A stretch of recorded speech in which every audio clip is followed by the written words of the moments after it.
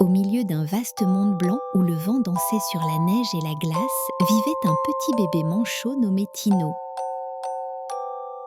Tino était doux et duveteux, avec un plumage gris et des yeux curieux.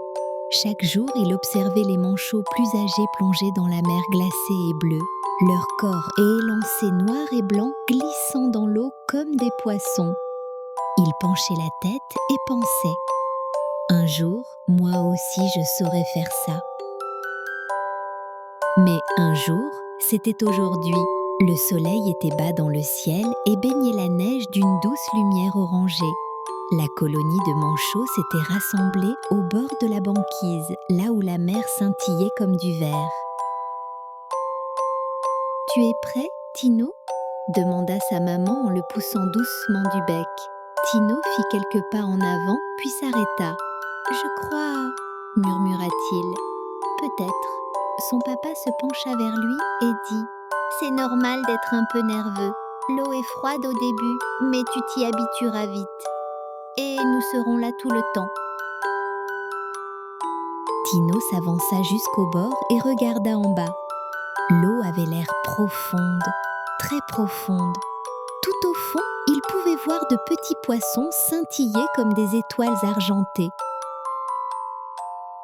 Et juste un peu plus loin, flottant paisiblement, se trouvait Solomon, l'otarie. Solomon était une jeune otarie, à peine plus grande que Tino. Il avait des yeux doux, un pelage brun et lisse, et flottait dans l'eau avec tant de calme qu'on aurait dit qu'il avait tout le temps du monde.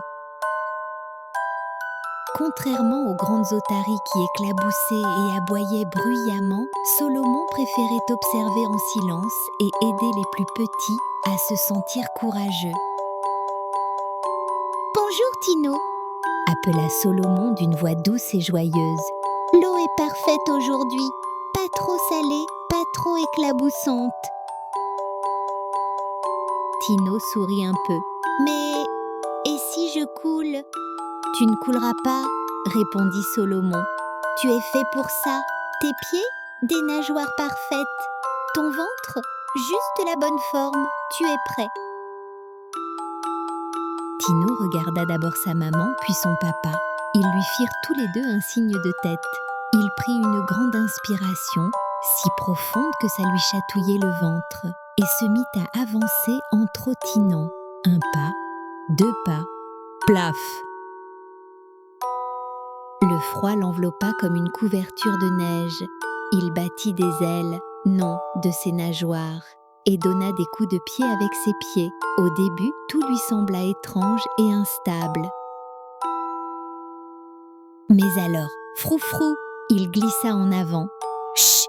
Il tourna à gauche. Zing! Il plongea et vit des bulles passer devant son bec. Tino réapparut à la surface de l'eau avec un large sourire. « J'y arrive, je nage !» Ses parents applaudirent depuis la glace et Solomon lui offrit un sourire fier, moustachu. « Tu vois ?» dit la otarie. « Je t'avais bien dit que ce n'était pas si effrayant. » À partir de ce jour-là, Tino nagea chaque matin.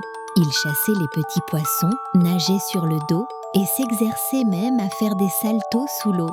Et chaque fois qu'il nageait, il se rappelait ce premier plongeon froid et à quel point le courage ressemblait exactement à cela, simplement sauter dedans.